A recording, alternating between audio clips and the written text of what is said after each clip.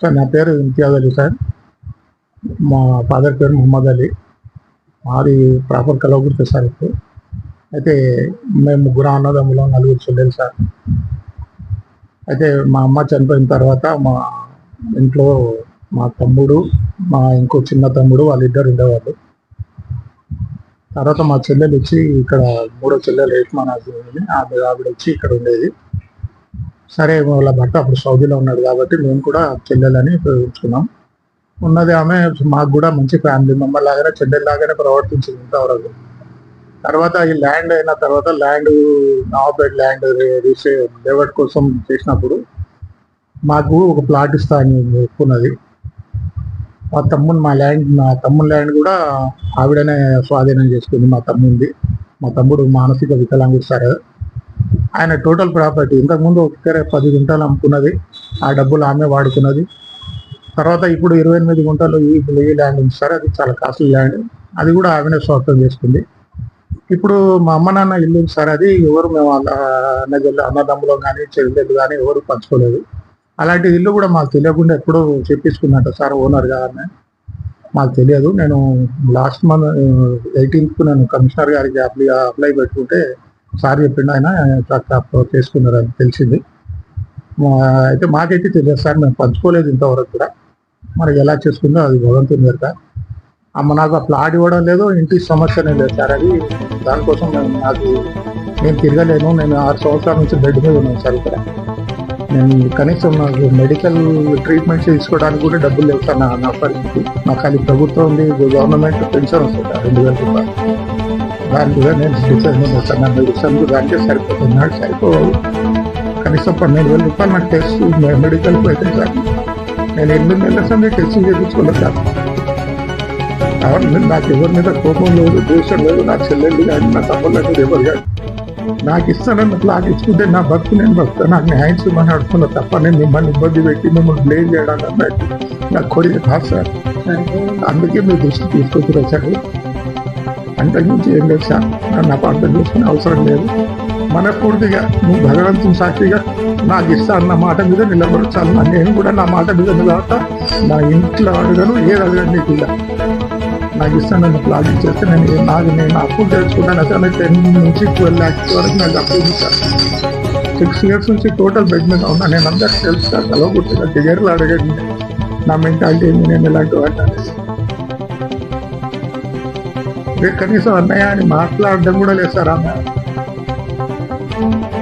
ఆ బాధతో సార్ దాని వాల్యూ కట్టిస్తే నాకు ఇక్కడ పోయి అప్పు తీరాలి సార్. నేను ఒప్పుకుంటా సార్. దానికి ఏం లేదు. నేను అదే సార్. దానికి నా ఇబ్బంది నుంచి బయటపడాలనేది తప్పనది. కానీ ఒకరికి ఇబ్బంది పెట్టాలని ఆలోచన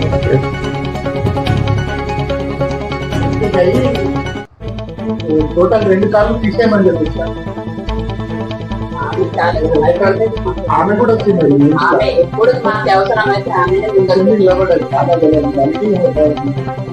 हमारे पूर्वज थे नरेश मान बल्कि हम कभी भी बीमार होते कुछ भी होते पहले होना चाहिए नंबर क्या है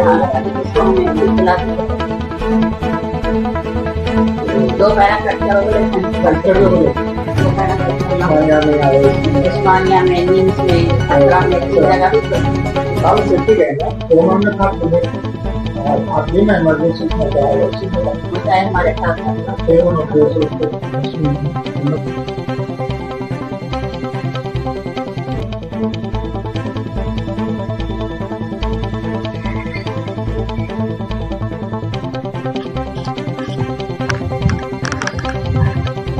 कुछ समय पश्चात प्रयास करें.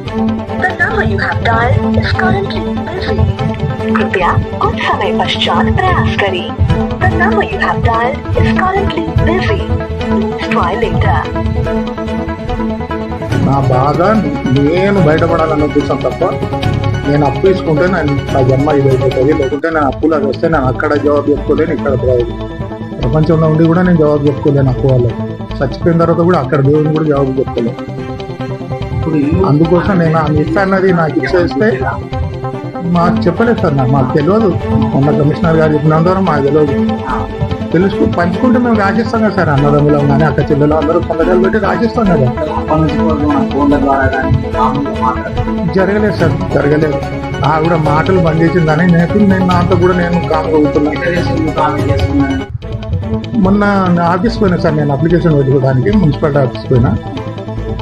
కొత్త నిర్మాణం చేస్తుంది టీవీ మా నాయకుడికి కొత్త నిర్మాణం చేస్తారు కాబట్టి అది మళ్ళీ నిర్మాణం అయిన తర్వాత పోతే బాగుండదని ఫస్ట్ పోయి చెప్పేస్తే నిర్మాణాన్ని ఆపుతారు కదా, ఏదైనా అప్పుడు ఫైనల్ అయిపోతుంది అని పోతే అప్పటికే ఆమె పేరు మీద అయిపోయిందని తెలిసింది సార్. మళ్ళీ తర్వాత జరగలేదు సార్. కమిషనర్ గారు మాట్లాడారు రుష్మా గారితో, తర్వాత పోలీసు వాళ్ళు ఎవరు మాట్లాడి నన్ను అప్లికేషన్ పెట్టుకుంటే 20 తారీఖు అది మా తమ్ముడు ముందరే చెప్పిందంట, అన్న ఇట్లా కంప్లైంట్ చేసేది చెప్పింది. అంతవరకు తెలుసు కానీ ఏమన్నా నువ్వు కంప్లైంట్ చేస్తామని నన్ను అడగలే, నేను కూడా ఏమనలేదు. అదే సార్ నాకు రావాల్సిన ప్లాట్ ఇవ్వలేదు, మా అమ్మ నాన్న ఇల్లు కబ్జా చేసుకొని మొత్తం ఒక ఆమెను తీసుకుంది, ఒకటి ఆమె చేసుకుంది, మళ్ళీ దానికి ఒక నిర్మాణం చేస్తుంది. ఇప్పుడు ప్రస్తుతం ఆ నిర్మాణం ఆపాలి. ఇప్పుడు మా తమ్ముని ప్రాపర్టీ కూడా మొత్తం అనుకుని ఆమెనే హ్యాండ్ ఓవర్ చేసుకున్నారు, టోటల్ ప్రాపర్టీ ఆమెనే హ్యాండ్ చేసుకున్నది, యాక్టివ్ చేసుకున్నారు అని చెప్పి.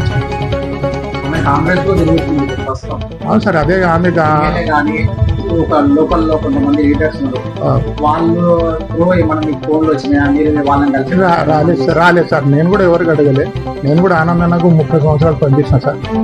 మొన్న నేను ప్రెసిడెంట్ గారు కూడా నేను మన ఎలక్షన్లో టోటల్ ఈ పరిస్థితిలో కూడా నేను బండి మీద కూర్చొని తిరిగి పనిచేసిన, యాక్టివ్ మీద కూర్చొని పనిచేసిన, ఏజెంట్గా లోపల కూర్చున్న పోలింగ్ సార్. తల్లిదండ్రులు ఆపి కొడుకులు తల్లిదండ్రులు ఆపి కొడుకులకు వస్తారు. ఒకవేళ తండ్రి చనిపోతే కొడుకుల నుండి వాళ్ళకి ఎవరైతే వంశపరం ఉందో వాళ్ళ విద్యలకు ఇవ్వాలని ఒక రూల్ ఉంది. అవును సార్. సో మీరు ఏ పర్పస్ లో ఆమె చేసుకుంది, ఈ తెలంగాణ రాకముందు చేసుకుందా, ఈ ప్రస్తుతం ఇప్పుడు చేసుకుందా? 2016లో సార్, 2016లో ఇప్పుడు నా ప్రాపర్టీ నేను ఆవిడ కొన్ని డబ్బులు ఇచ్చేది ఉంటే ఆ డబ్బు విషయంలో ఆమె ప్రాపర్టీ రాసి ఇచ్చింది. మీ ఇష్టపూర్వకంగానే ఆమె ఇచ్చేది. అవును సార్, అవును సార్. నా ఫ్యామిలీకి తెలియదు, ఎవరికి చెప్పాలి ఈ విషయంలో మీ కొడుకు తెలియదు, ఎవరికి తెలియదు. వాళ్ళకి పిటిషన్ వేస్తారు.